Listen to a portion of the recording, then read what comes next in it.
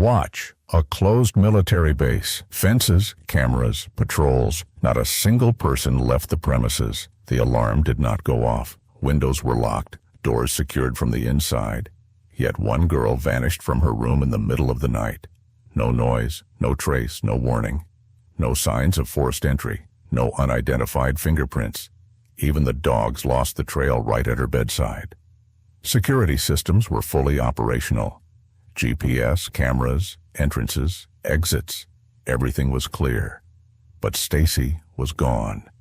What could possibly happen to a person when even the military cannot explain it? How could someone disappear from a locked room under 24/7 surveillance? And if Stacey never passed through a single door, where did she go? June 30th, 2013 was a Sunday, and the Armitage family followed their usual Sunday routine. Mike woke up at 7 o'clock, as always, keeping his military habit of rising early. Tony got up at 7:30 to prepare breakfast for the family.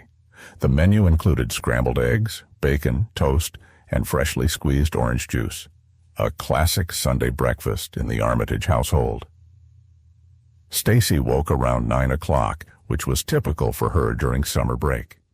She came downstairs in her pajamas and joined her family at the breakfast table. Matt was the last to come down at 9:30, earning a gentle reminder from his father about the importance of getting up early. The teen apologized and quickly joined the family. Breakfast was relaxed and friendly.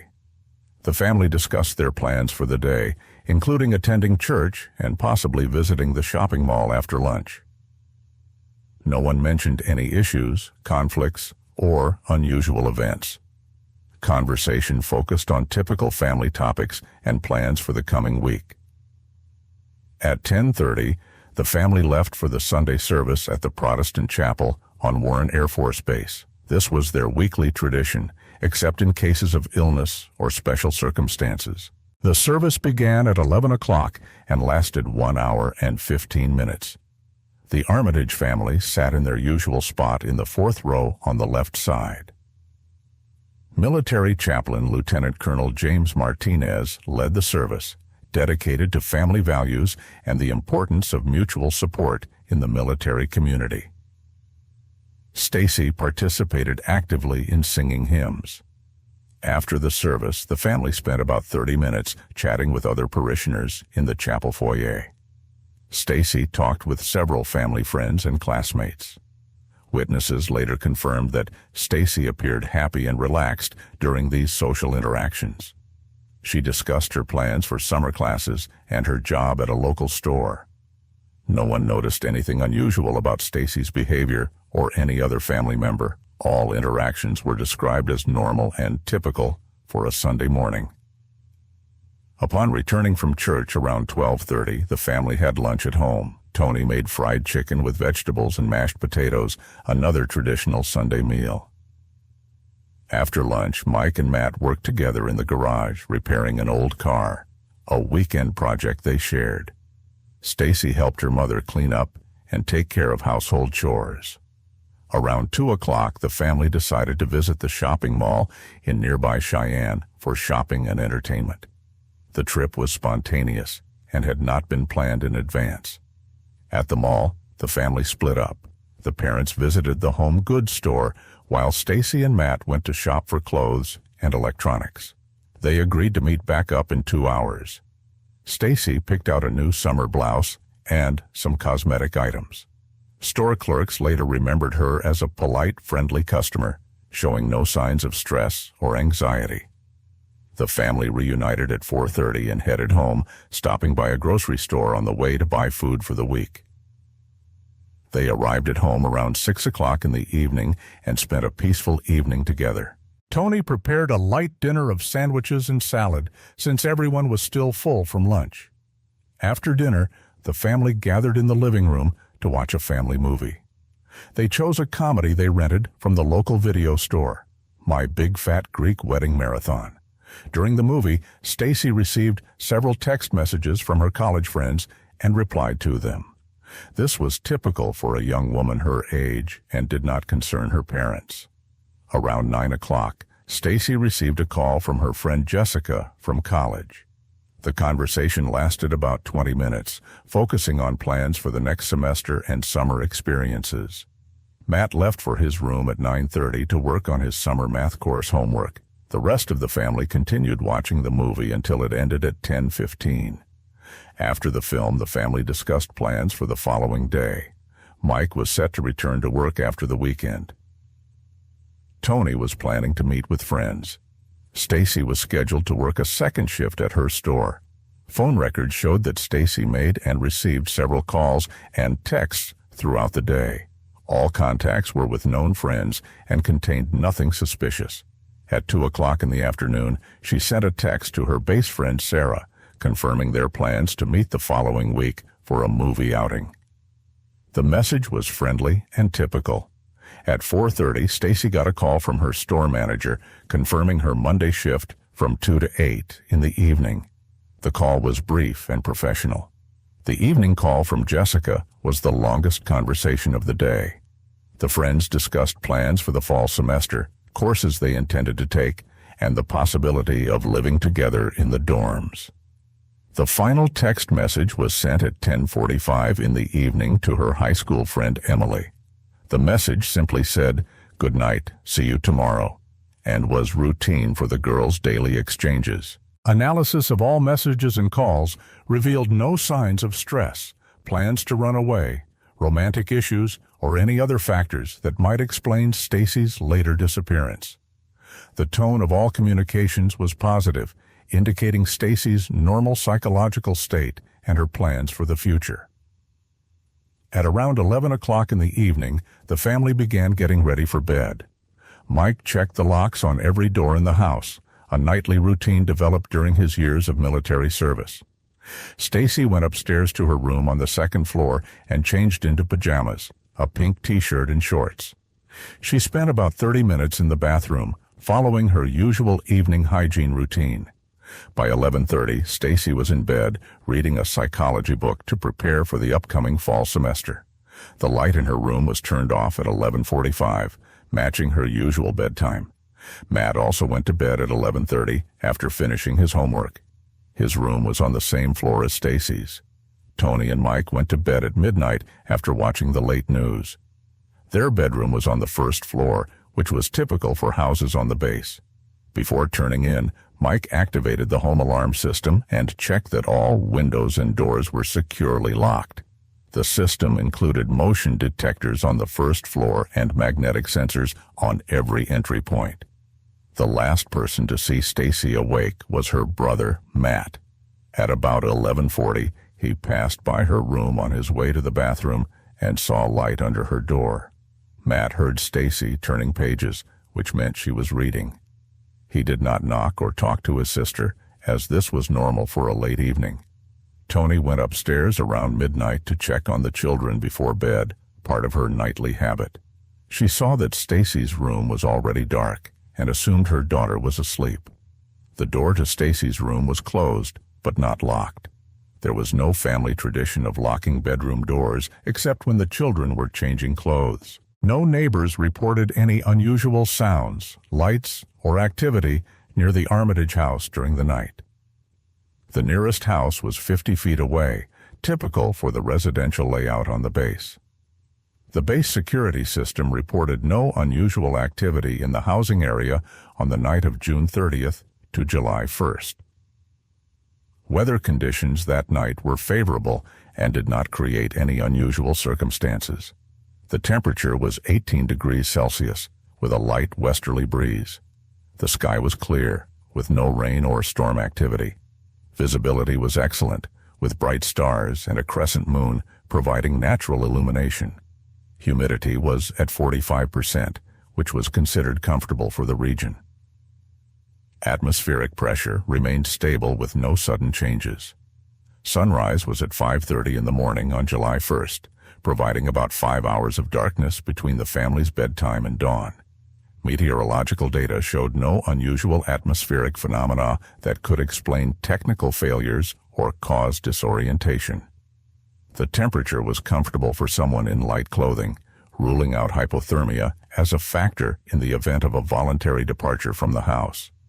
The Armitage home was a typical two-story structure for a military family, with 3 bedrooms, 2 bathrooms, a living room, kitchen, and laundry area. Their security system included a standard alarm with sensors on all first-floor doors and windows, linked to the base's central monitoring station. All windows were fitted with screens and locks. Second-floor windows were 4 meters above ground, making exit unsafe without a ladder or rope.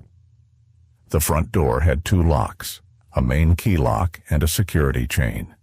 The back door was secured with a bolt and an additional key lock. The garage was connected to the house by an interior door, which was also locked. The garage doors were closed and secured with a mechanical lock. There was no basement or other hidden spaces in the house where an intruder could hide. The floor plan was open and easily observable. Observation of the family throughout the day revealed no signs of stress, conflict, or unusual behavior from any member. All interactions were described as normal and positive.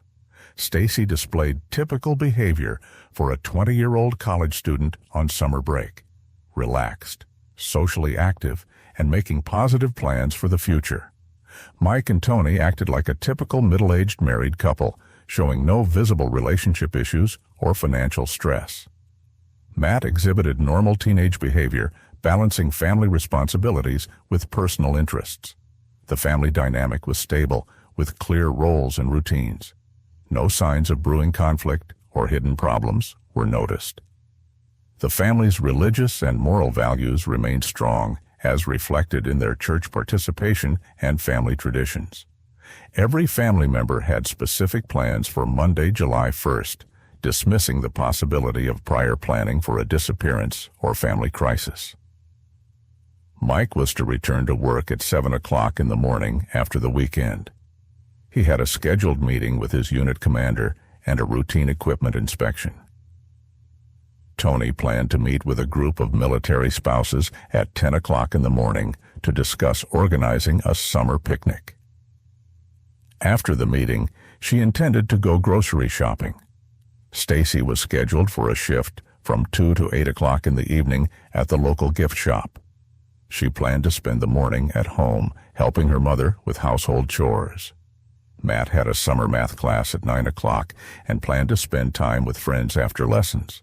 All these plans were routine and reflected the normal rhythm of a military family's life, showing no signs of impending changes or crises. A detailed analysis of the previous day revealed no warning signs or indicators pointing to the upcoming disappearance. Stacey's behavior was absolutely normal for a young woman in her situation. There were no signs of depression, anxiety, or intentions to run away. Family interactions were supportive and positive. There were no arguments, conflicts, or tense moments that could have motivated dramatic actions. Her communication with friends was normal and reflected stable social connections and plans for the future.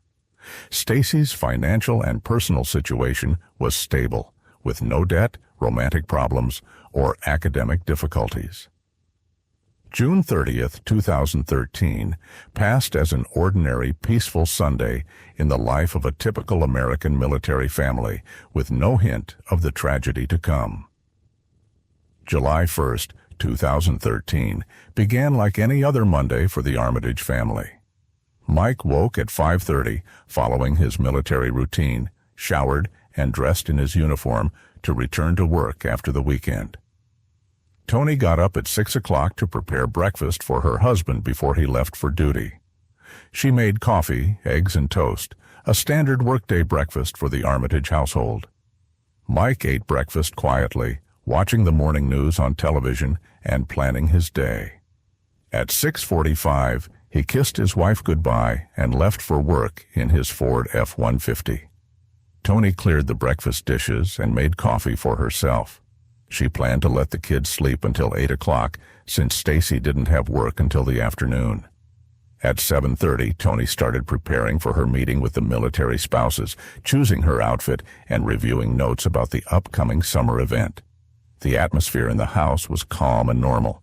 No sounds or signs of activity came from the children's rooms on the second floor.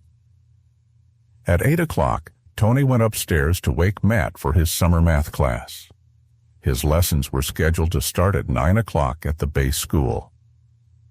She knocked on his door and heard a sleepy confirmation that he was awake. Matt was known for sleeping until the last minute, so his mother always woke him early. Passing Stacey's room, Tony noticed that her door was closed, which was usual for the morning hours.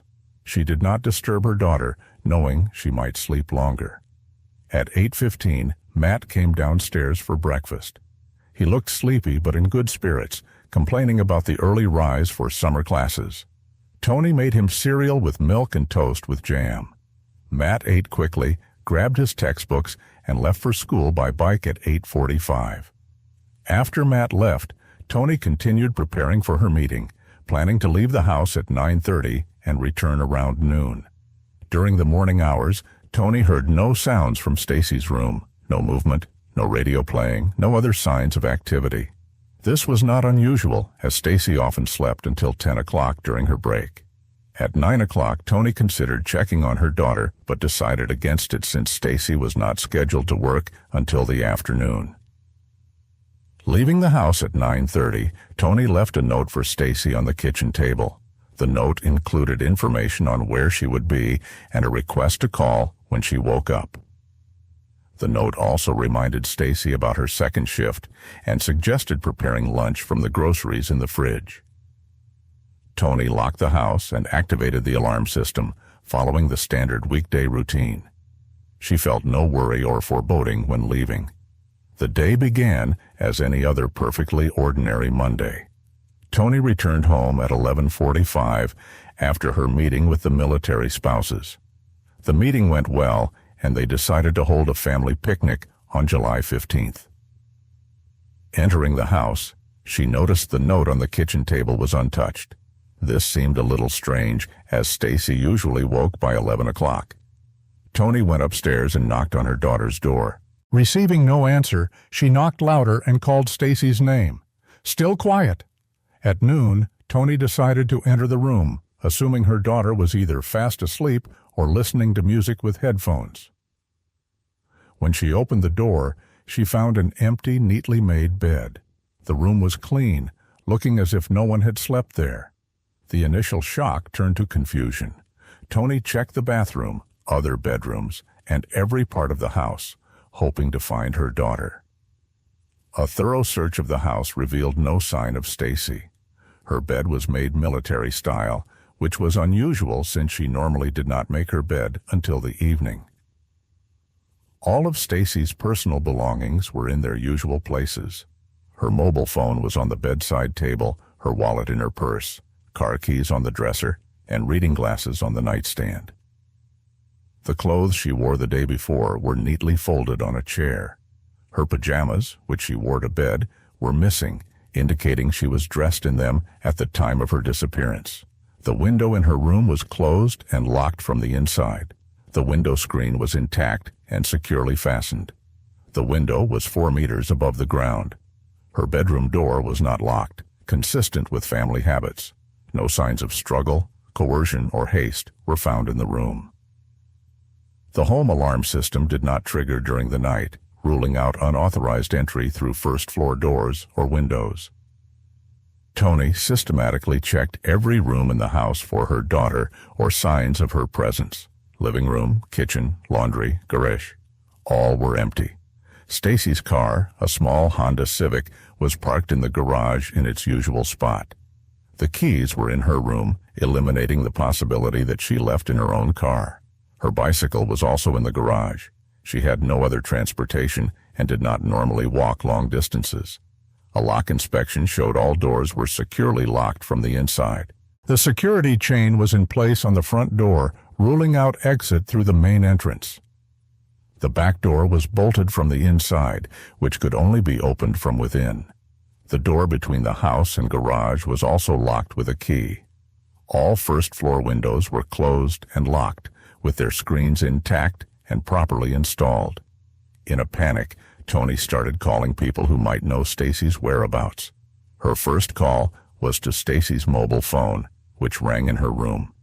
She called several of Stacey's college friends from the base. None had spoken to her since Sunday evening and were unaware of any plans for Monday morning. Tony contacted the manager at Stacey's workplace to check if she had come in early. The manager confirmed Stacey had not appeared at work. A call to the base school confirmed Matt was attending classes and unaware of his sister's location. Attempting to reach Mike at work was difficult due to the secrecy surrounding his unit. Tony left a message requesting he contact her urgently.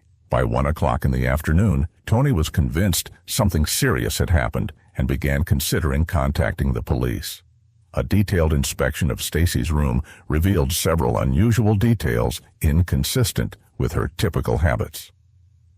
The bed was made with military precision, sheets tightly pulled, pillows perfectly arranged. Stacey never made her bed this meticulously.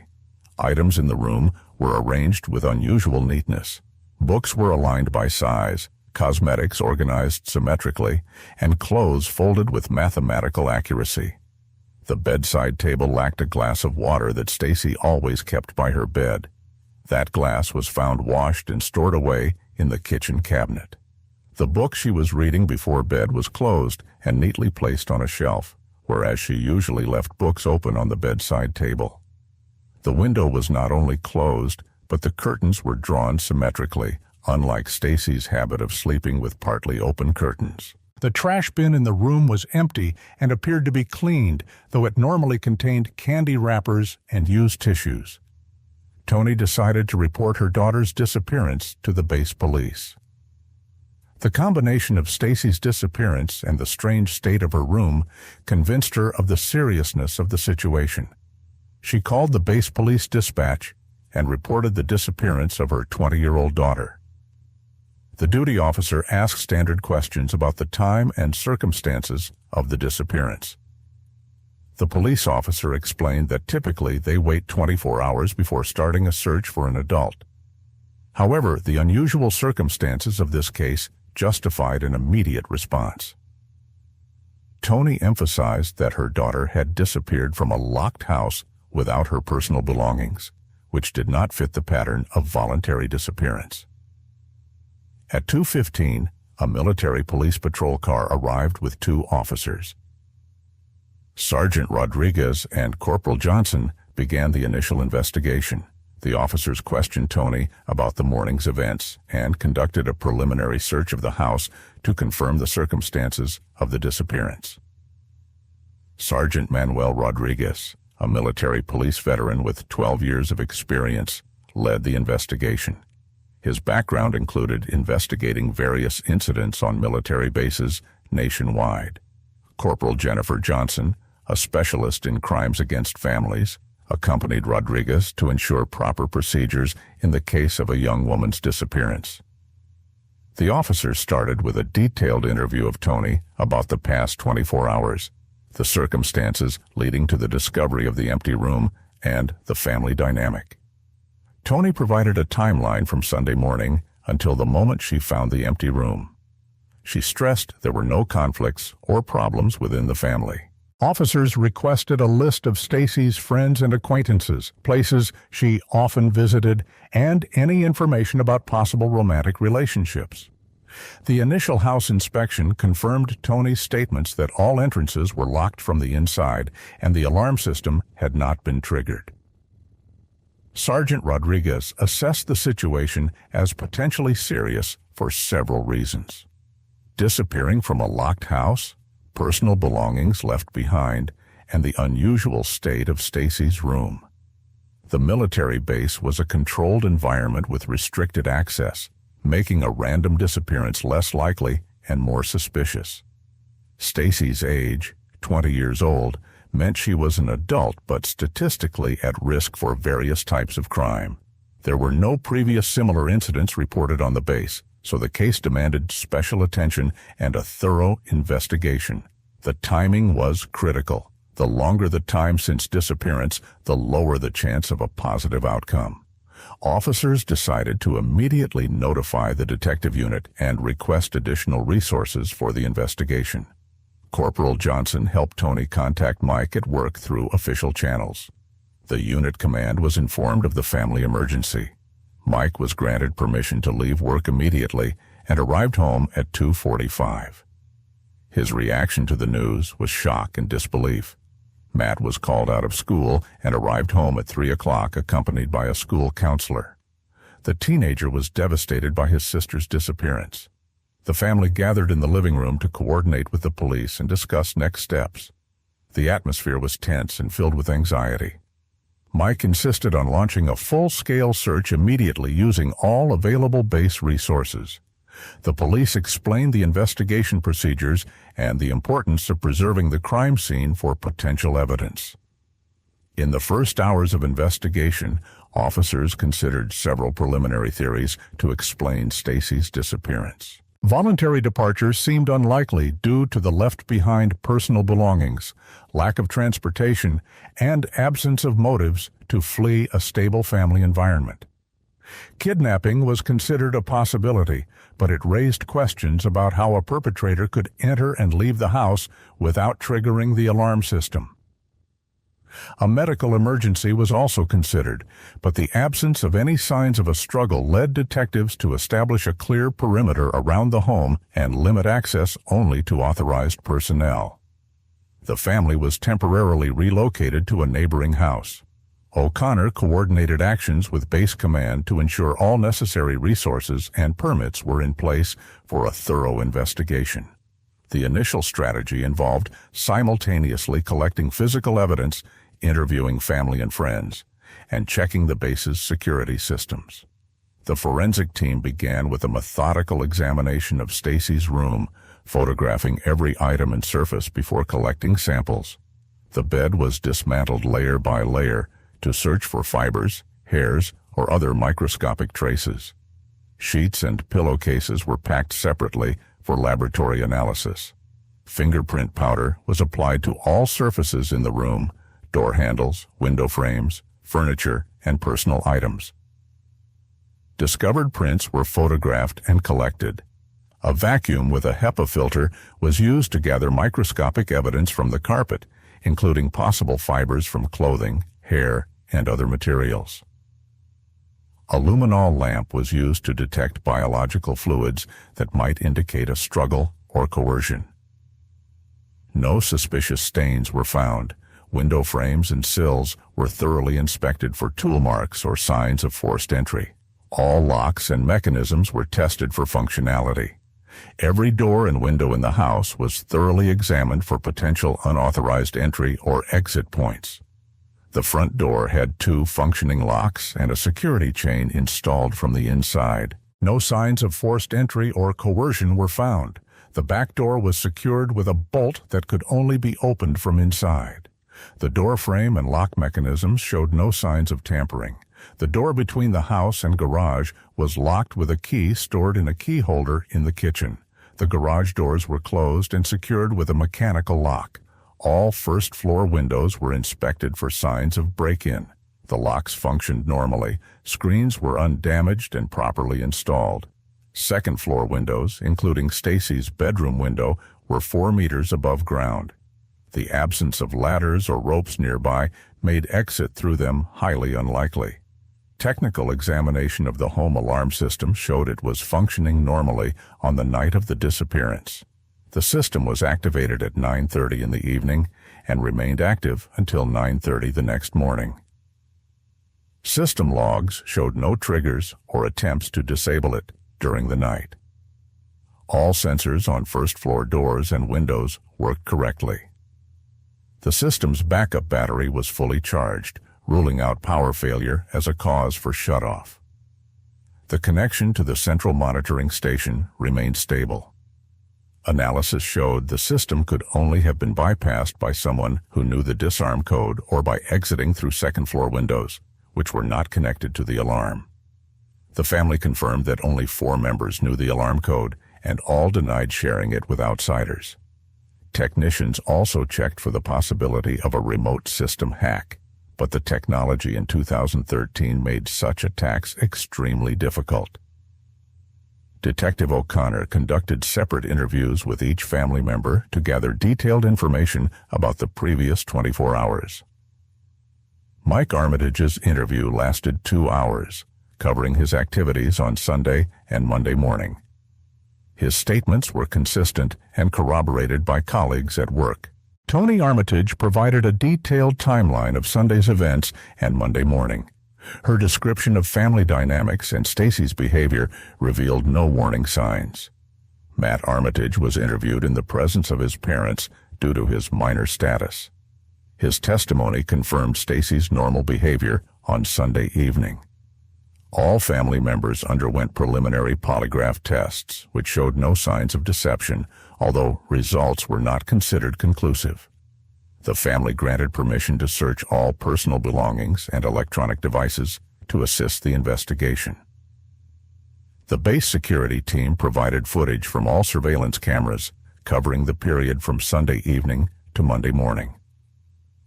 Analysis showed no one left the residential area on foot or by vehicle between midnight and 9 o'clock on Monday morning. Cameras at the base gates recorded Mike leaving for work at 6:45, Tony leaving at 9:30, and returning at 11:45. Matt was recorded leaving on his bicycle at 8:45 and returning at 3:15 in a police car. No unidentified people or vehicles were detected in the residential area during the critical hours. The quality of the surveillance footage was sufficient for identifying people, but some angles and areas remained outside the camera's field of view. Detectives obtained complete phone records for all family members covering the 2 weeks prior to the disappearance. Stacey's mobile phone showed normal activity until 10:45 Sunday evening when her last text message was sent. No incoming or outgoing calls or messages were recorded after that time until the disappearance was discovered. Content analysis of messages and calls revealed no signs of threats, blackmail, or planned meetings with unknown individuals. Geolocation data from the phone showed the device remained at the Armitage home throughout the night and morning until the police found it. The landline phone showed no unusual activity, and no suspicious calls were recorded during the critical hours. Detectives interviewed all neighbors within a 300-meter radius of the Armitage home for possible witnesses or unusual observations. The Thompson family, living next door, reported hearing no unusual sounds or seeing any suspicious activity on the night of the disappearance.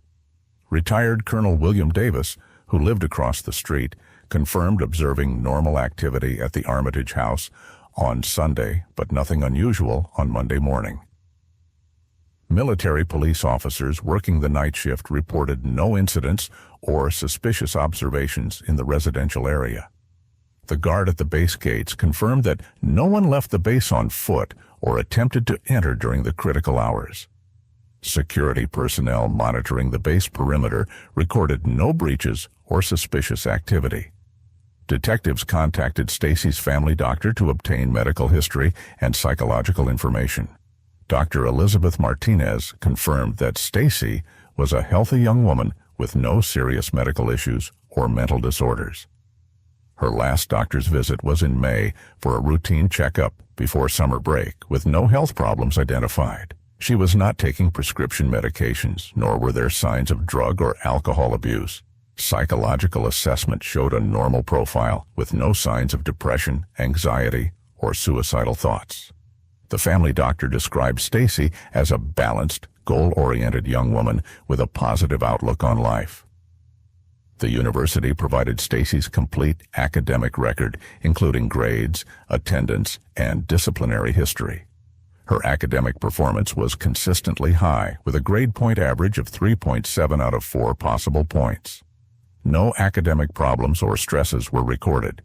Attendance was excellent, with no unexplained absences or behavioral issues. Professors described Stacey as a diligent and motivated student. There were no disciplinary actions against her at the university. She was not involved in incidents related to alcohol, drugs, or dormitory rule violations. Her social activity on campus was moderate. Stacey participated in several student organizations, but was neither a leader nor a particularly prominent figure. An academic advisor confirmed that Stacey planned to continue her studies and had already chosen courses for the fall semester. Financial aid and scholarships were in order, ruling out academic or financial motives for leaving the university. Detectives compiled a list of all of Stacey's friends and acquaintances from both the base and university for interviews. Jessica Rodriguez, Stacey's best friend at university, was interviewed by phone and confirmed normal communication with Stacey on Sunday evening with no signs of problems. Sarah Peterson, a friend from the base, last spoke with Stacey on Saturday and described her mood as positive and usual. None of the friends were aware of any romantic relationships or plans to meet anyone on Sunday evening or Monday morning. Analysis of social media profiles revealed no suspicious contacts or plans that might explain the disappearance. All interviewed friends expressed shock and confusion about the disappearance, noting that such behavior was completely uncharacteristic of Stacey. Linda Wilson, the manager of the gift shop, confirmed Stacey was a model employee with no behavioral problems or conflicts with colleagues. Her last shift was on Friday, June 28th, during which she worked normally, showing no signs of stress or distraction. Co-workers described her as friendly, reliable, and punctual, getting along well with customers and staff. No incidents involving difficult clients or suspicious individuals were recorded in recent weeks. Financial records showed Stacey received a regular paycheck and had no issues with money or theft. Security camera footage from the store over the past week showed nothing unusual in Stacey's behavior or interactions. By the end of the first day of the investigation, detectives faced a paradox. Physical evidence indicated the disappearance was impossible, yet Stacey's absence was indisputable. The absence of signs of coercion, break-in, or struggle ruled out violent kidnapping through normal entry points. The home and base security systems functioned normally with no signs of compromise or bypass. Stacey's psychological profile and family dynamics did not support theories of voluntary departure or family conflict. Medical and academic records excluded health problems or stresses that might motivate drastic actions. Social connections and communications revealed no hidden relationships or plans that could explain the disappearance. O'Connor and Chen developed a strategy to expand the investigation beyond the initial evidence collection. The FBI was notified due to the unusual nature of the case and its location on a federal military installation. Special agents were scheduled to arrive the following day. Search and rescue teams were mobilized to systematically survey the entire base and surrounding areas. Technical examination of all family electronic devices was planned to look for hidden communications or activity. Background checks on all individuals with access to the house or contact with Stacey were initiated.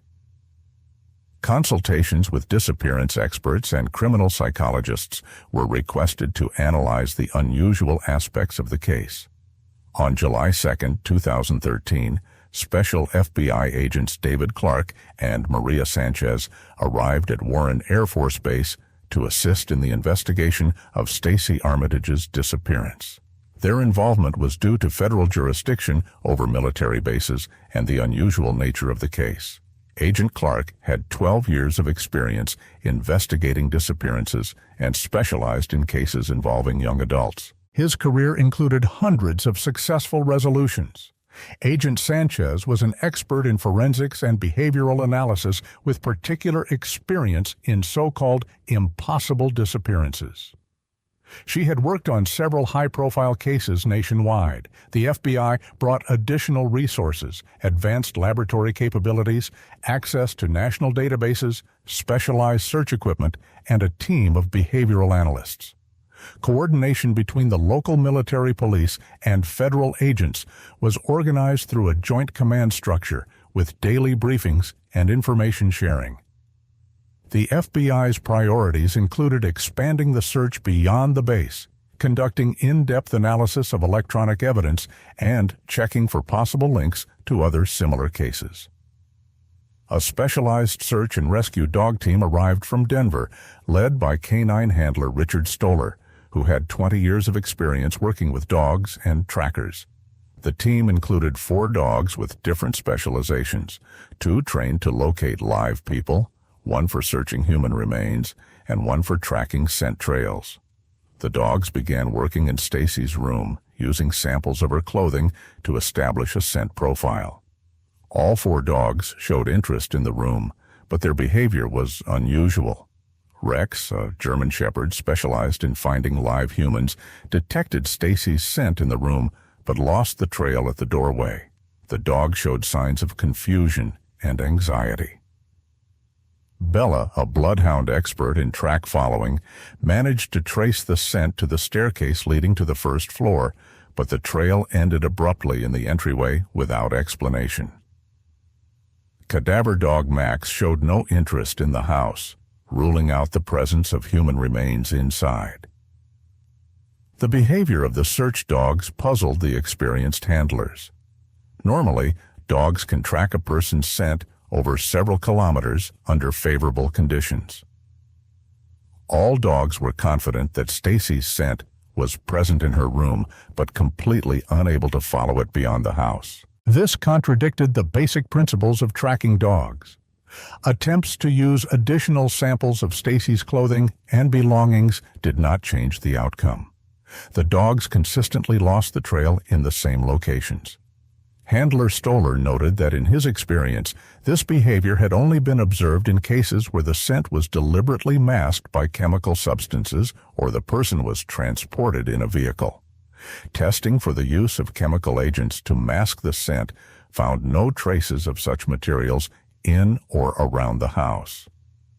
The transportation theory required an explanation of how a person could be removed from a locked house without triggering the alarm system. A laboratory in Britain received all collected evidence for detailed analysis using the most advanced methods available in 2013.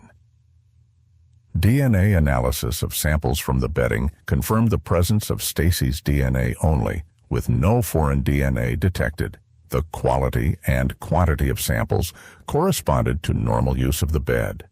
Microscopic analysis of fibers from clothing and bedding revealed no foreign materials, indicating contact with unknown persons or locations. Fingerprint analysis found only the prints of family members in Stacey's room. The absence of unknown prints excluded the presence of outsiders. Chemical tests of surfaces revealed no traces of drugs, sedatives, or other substances that could have been used for coercion. Dust and microparticle analysis using electron microscopy showed no abnormal materials or foreign substances. FBI digital forensics experts conducted a thorough examination of all family electronic devices, including computers, phones, and tablets. Stacey's computer was seized and analyzed for internet browsing history, emails, social media messages, and any hidden files or programs. Browser history showed typical college student activity. Educational sites, social media, online shopping, and entertainment content. No suspicious websites or contacts were found. Emails contained correspondence with the university, friends, and family. The analysis revealed no threats, blackmail, or plans for secret meetings. Social media profiles on Facebook and Instagram showed normal activity for a young woman, with no signs of problems or plans to disappear. Recovered deleted files did not contain hidden information or attempts to hide communications or activity. The FBI technical team conducted detailed testing of the Warren Air Force Base security systems to identify vulnerabilities or malfunctions. The video surveillance system was examined for technical faults or hacking attempts. All cameras functioned normally during the critical hours. Footage was processed with software to enhance images and analyze movement, revealing no previously unnoticed details. Perimeter sensors and intrusion detection systems were tested for sensitivity and reliability. All systems operated according to specifications. Access logs at the base gates were analyzed for the week before and after the disappearance. No anomalies or unauthorized entries were detected. The base communication system was checked for interference or signal jamming attempts that could have disrupted home alarm systems. Systematic searches of the entire Warren Air Force Base territory began on July 3rd. Military personnel, civilian volunteers, and specialized search teams participated. The base, covering 90,000 acres, was divided into a grid of half-mile by half-mile squares. Each search team was assigned a specific sector. Teams consisted of 3 to 10 people with experienced leaders and GPS maps for precise coverage. Special attention was given to abandoned buildings, underground facilities, bodies of water, and dense overgrown areas where a body could be concealed. Metal detectors were used to search for Stacey's personal belongings, jewelry, keys, mobile phone, or other metal objects. Aerial searches were conducted with helicopters and small planes equipped with high-resolution cameras and thermal imaging systems. After 5 days of intensive searching, the entire base and surrounding areas within a 5-mile radius were thoroughly examined. More than 300 people participated in the operation. No traces of Stacey, her clothing, or personal items were found. Search teams discovered various trash and abandoned items, but nothing related to the case. Several false alarms included finds of women's clothing and personal items, but analysis showed they did not belong to Stacey and were unrelated to her disappearance. Underground facilities on the base, including bunkers and tunnels, were carefully inspected using specialized lighting and search dogs. Bodies of water on the base were checked by divers and with sonar equipment. Several ponds and reservoirs showed no signs of human remains. Aerial searches covered a wider area, but thermal cameras detected no heat sources consistent with a human body. On July 7th, searches expanded beyond the base into surrounding rural areas with coordination among federal, state, and local law enforcement agencies. Sheriff's deputies from Laramie County provided additional resources and local expertise for searches in civilian areas. Volunteers from nearby communities joined the effort. Special attention was paid to highways and roads leading from the base, in case Stacey had somehow left on foot or been transported. Abandoned buildings, ranches, and farms within a 20-mile radius were checked with owners' permission. Many local residents voluntarily granted access to their properties. National parks and public lands in the region were surveyed by rangers and search and rescue teams experienced in wilderness areas. River systems and reservoirs were inspected, using boats and diving equipment, although the likelihood of Stacey reaching these areas was low. FBI behavioral analysts created profiles of possible routes Stacey could have taken if she left the house voluntarily or under coercion. Walking routes from the house were limited by Stacey's physical abilities, wearing pajamas and no shoes. The maximum estimated distance was 5 to 7 miles. Car routes raised questions about how Stacey could have accessed transportation since her own car remained in the garage. Public transportation analysis showed the nearest bus stop was 12 miles from the base, making this option extremely unlikely.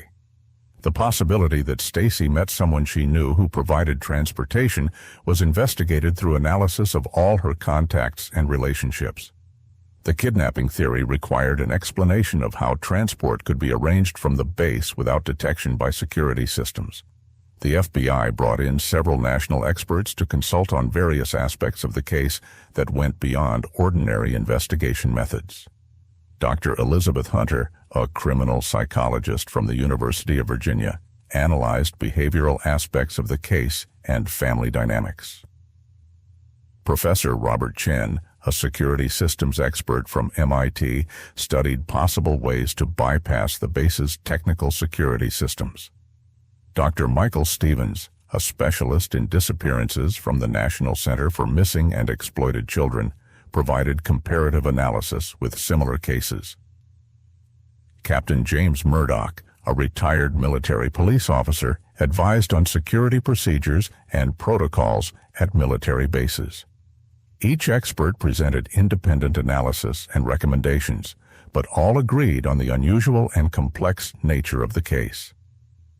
By the end of the first week of the investigation, the expert consensus indicated that Stacey Armitage's case exhibited unique characteristics that did not fit standard categories of disappearances.